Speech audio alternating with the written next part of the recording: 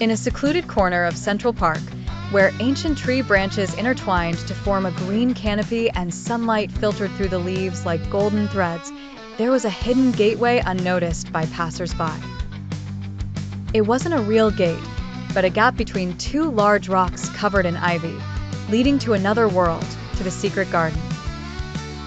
On a quiet autumn afternoon, while Leo, Maya, and Jack were playing ball near Turtle Pond, the ball suddenly veered off and disappeared between the rocks. When they tried to retrieve it, they discovered the hidden passage. It was so narrow they had to crawl, but what they found at the end left them breathless. A wide, circular clearing, surrounded by towering oaks and maples, with an old moss-covered stone fountain at its center, trickling crystal-clear water. Around the fountain stood wooden benches carved into animal shapes, a smiling lion, a squirrel reading a book, and a bird mid-flight. Each bench had a small lead box fastened with a rusty lock.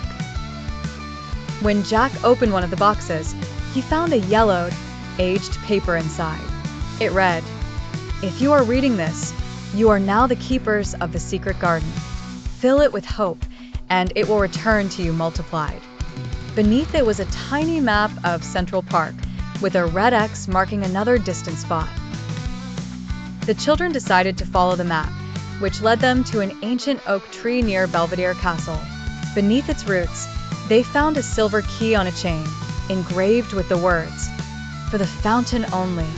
When they inserted the key into a hidden slot near the fountain, something magical happened. The water stopped flowing, revealing a hidden staircase leading to a small underground chamber. The room was filled with old books, sketches, and tin boxes bearing names and dates going back over 100 years. In one of the books, they uncovered the garden story. In 1920, the Italian artist Luca Vinci built this garden as a gift for his ailing daughter. He hoped it would remain a place of joy long after he was gone. When she passed away, it became a secret passed down by children, generation after generation. The children vowed to carry on the tradition. They began collecting lost letters from the old boxes, replacing them with fresh notebooks and pens.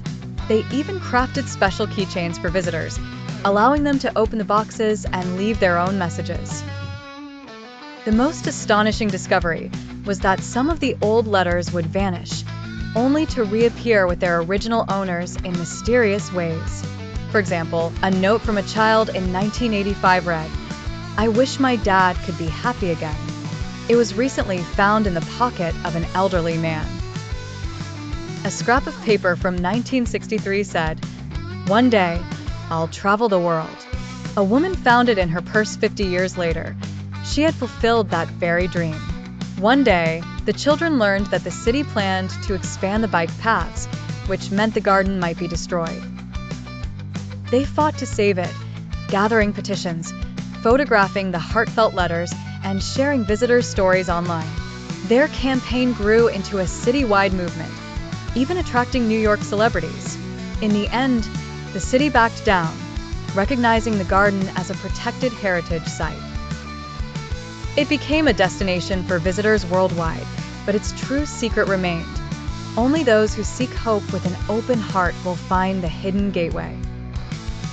Today, if you walk through Central Park and spot a sparrow carrying a note in its beak, or a child whispering to the fountain, know that you're close to the secret garden.